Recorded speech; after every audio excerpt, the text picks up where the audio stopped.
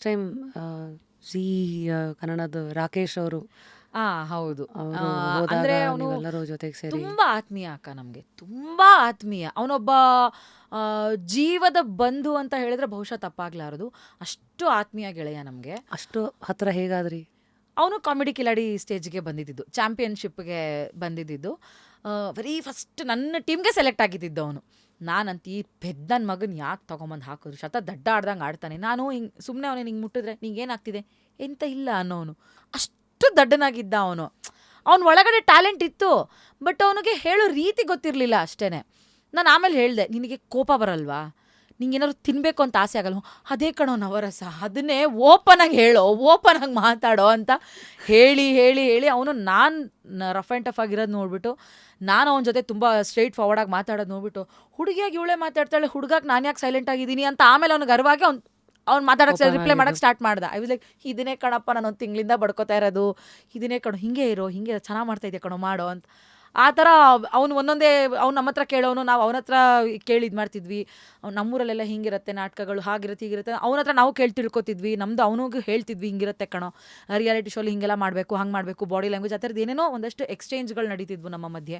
ಹಾಗೆ ಕ್ಲೋಸ್ ಆದವನು. ಆಗ್ತಾ ಆಗ್ತಾ ಆಗ್ತಾ ಒಂಥರ ನಮಗೆ ತುಂಬ ಕ್ಲೋಸ್ ಫ್ರೆಂಡ್ ಆಗಿಬಿಟ್ಟ ಅವನು. ಯಾರನ್ನು ಜಡ್ಜ್ ಮಾಡ್ತಿರ್ಲಿಲ್ಲ, ಬಂದವ್ರು ಎಲ್ಲರೂ ಅಪ್ಕೋತಿದ್ದ. ಅವ್ರು ದೊಡ್ಡವರು ಚಿಕ್ಕವರು, ಅವ್ನು ಹಾಗೆ ಹೀಗೆ ಮೇಲು ಕೀಳು ಏನೂ ಇರಲಿಲ್ಲ ಅವನ ಹತ್ರ.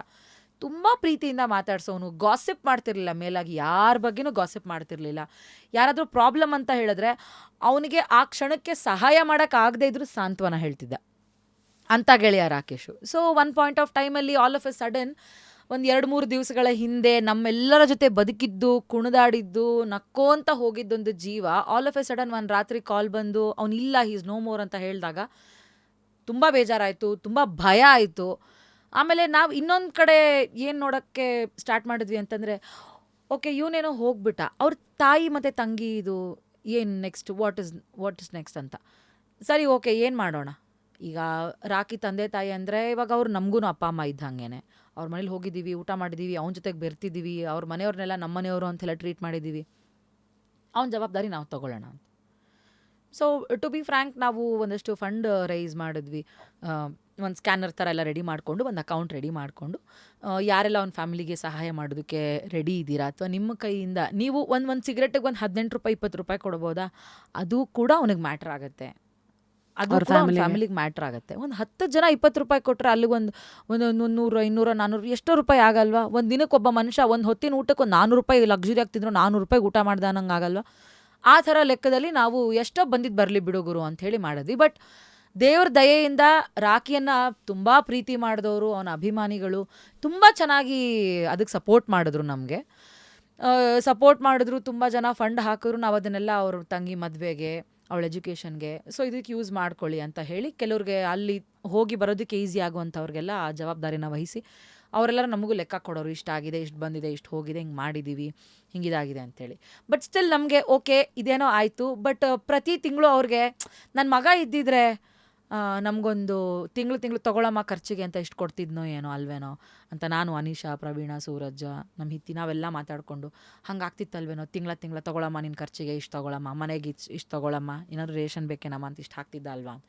ಸೊ ವಾಟ್ ವಿ ಡಿಸೈಡೆಡ್, ನಮ್ಮ ಒಂದು ದುಡಿಮೆಯ ಇಂತಿಷ್ಟು ಭಾಗನ ರಾಕೇಶಿಗಂತ ಎತ್ತಿಡೋಣ ಅಂತ ಹೇಳಿ ಡಿಸೈಡ್ ಮಾಡ್ಕೊಂಡ್ವಿ. ಸೊ ಪ್ರತಿ ತಿಂಗಳು ಮೊದಲನೇ ವಾರದ ದಿವಸ ನಾವೇನು ಹೋದ ತಿಂಗಳು ಏನು ದುಡ್ದಿರ್ತೀವಿ ಅದ್ರಲ್ಲಿ ರಾಕಿದೇನು ಶೇರ್ ಇದೆ ಅದನ್ನು ರಾಕಿ ಅಕೌಂಟಿಗೆ ಹಾಕಬೇಕು ನಾವು. ಸೊ ಅದನ್ನು ಅವ್ರ ತಾಯಿ ಯೂಸ್ ಮಾಡ್ತಾರೆ ಅಂಥೇಳಿ ನಾವೊಂದು ಗ್ರೂಪಲ್ಲಿ ಅವನ ಪರ್ಸ್ನಲ್ ಫ್ರೆಂಡ್ಸ್ಗಳು, ಹಾಗೆ ನಾವು ಇಂಡಸ್ಟ್ರಿಯಲ್ಲಿರೋ ಕೆಲವು ಫ್ರೆಂಡ್ಸ್ಗಳೆಲ್ಲ ಸೇರಿ ನಿರ್ಧಾರ ಮಾಡಿಕೊಂಡು ಒಂದು ಸುಮಾರು ಒಂದು 40-42 ಜನ ಇದ್ದೀವಿ ಆ ಗ್ರೂಪಲ್ಲಿ. ಸೊ ನಮ್ಮ ದುಡಿಮೇಲೆ ಇದು ರಾಕಿದು ಅಂತ ಅಂದ್ಬಿಟ್ಟು ಎತ್ತಿಡ್ತಾ ಇದ್ದೀವಿ. ಅದು ರಾಕಿ ಅವ್ರ ತಾಯಿಗೆ ಸೇರ್ತಾ ಇದೆ ಪ್ರತಿ ತಿಂಗಳು. ಸೊ ಇದೊಂದಿಷ್ಟೊಂದು ಅಳಿಲು ಸೇವೆನ ಮಾಡ್ತಾ ಇದ್ದೀವಿ ಅವನ ಕುಟುಂಬಕ್ಕೆ. ಬಟ್ ನಾವು ಅವನಿಗೆ ಎಷ್ಟು ಮಾಡಿದ್ರೂ ಸಾಲದು. ಅವನು ನಮ್ಮ ಕಷ್ಟಗಳಿಗೆ ನಿಂತಿರೋದನ್ನು ನೋಡಿದ್ರೆ ನಾವು ಅವನಿಗೆ ಎಷ್ಟು ಮಾಡಿದ್ರೂ ಸಾಲದು.